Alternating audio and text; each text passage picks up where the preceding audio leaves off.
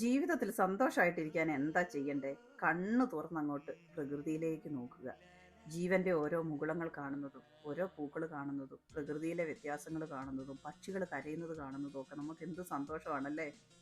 ഞങ്ങൾക്ക് യു കെയിൽ ഇപ്പോൾ സ്പ്രിംഗ് ടൈം ആയി കേട്ടോ. ഓരോ പൂക്കളും വരുന്നത് കാണുമ്പോൾ എന്തൊരു സന്തോഷമാണ്. ഞങ്ങൾക്ക് മാത്രമല്ല കേട്ടോ, നമ്മളുടെ നീനൂസിക്കും രാജപ്പനും എല്ലാം സന്തോഷമാണ്.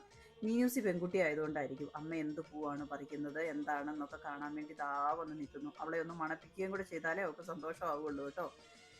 രാജപ്പൻ ആൺകുട്ടി ആയതുകൊണ്ടായിരിക്കും പ്രത്യേകിച്ച് താല്പര്യമൊന്നും ഇങ്ങനെയുള്ള കാര്യങ്ങളിലൊന്നുമില്ല. പെൺപിള്ളേർ ഒരുങ്ങുന്നിടത്തൊന്നും വായും പൊളിച്ച് നിൽക്കാൻ ഞങ്ങളെ കിട്ടത്തില്ല കേട്ടോ.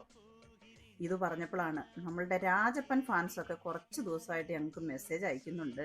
രാജപ്പനെ നിങ്ങൾ ശ്രദ്ധിക്കുന്നില്ലേ, നീനൂസിയോടാണോ നിങ്ങൾക്ക് സ്നേഹം കൂടുതൽ, ഞങ്ങൾക്ക് വിഷമം വരുന്നുണ്ടേന്ന് പലരും സൂചിപ്പിച്ചിരുന്നു.